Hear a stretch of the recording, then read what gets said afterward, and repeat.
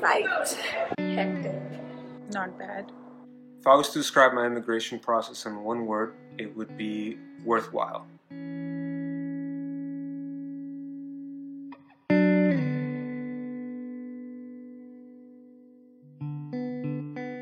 Of course, I moved from Iran, Tehran, the capital, and now I'm here. Well, my sister and I immigrated from Singapore, but my parents initially moved from India to Singapore. Where did you immigrate from? India. I immigrated from Argentina. Well, at the beginning, we immigrated because my mom and my dad, they needed a little bit of like a break from all the chaos in my country. What was your reason for immigration? I was just diagnosed with type 1 diabetes and I wanted to see if there are better treatments in USA and also better opportunities for my career. I came to this country when I was 10. The reason for coming to this country was really my parents' reason. They came because there were several reasons. First, at the time the country was under military rule and the government was forcing their ideals on its citizens. We went to France, where my dad works a little bit. We applied for a tourist visa. We were just gonna come here and check it out for a month, just to see if we like it. And one thing led to another, and they were like, no, if you leave, there's a chance that you might not be able to come back. How was my immigration process? Well, as I said, when we were leaving this country, when we were leaving Argentina, we were sort of doing it hush-hush. My father in Argentina was manager of Caterpillar plant. He was well known in our city of Mendoza, and he was also the pastor of a church. So when we were leaving, there were a lot of people that came to the airport, and we sort of needed to keep it hush-hush. Coming to the U.S., we sort of did a tour. All of that took around 4 or 5 weeks, or maybe a little bit longer. So that was our immigration experience as we were coming into this country. So we had to try to figure out a way to extend that tourist visa into a visa that can help us stay. So that was a whole process. It was very, very stressful.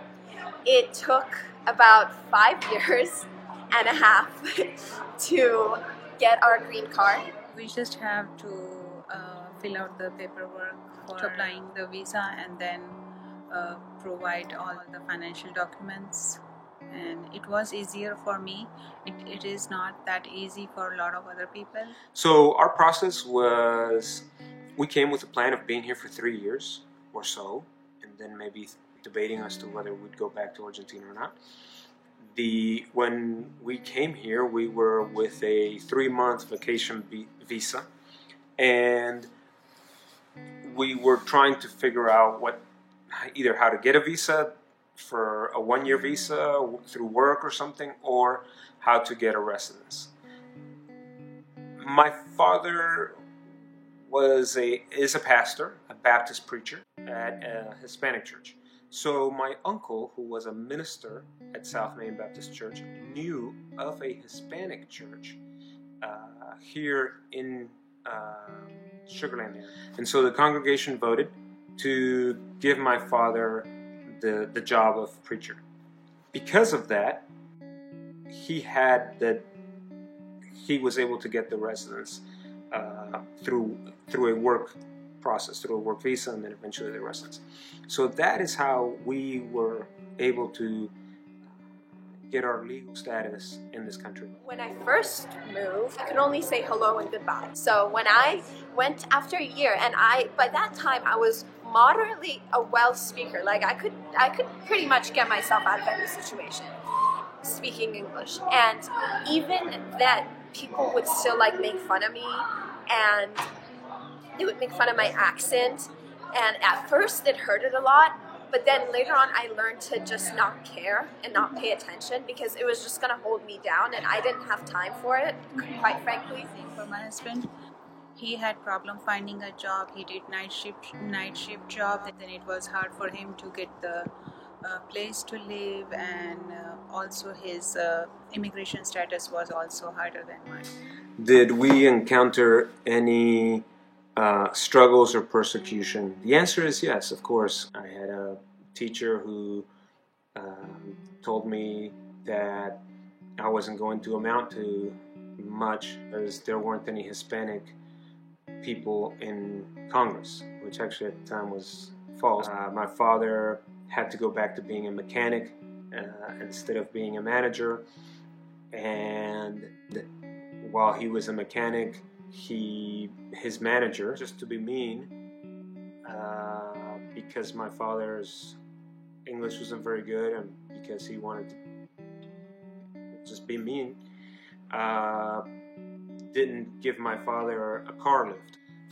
Instead, my father had to raise the car. The car sits about maybe a foot off the ground, and then you're able to work on the car that way, which is, for a man who was 35 at the time, was something that was very difficult for him to do.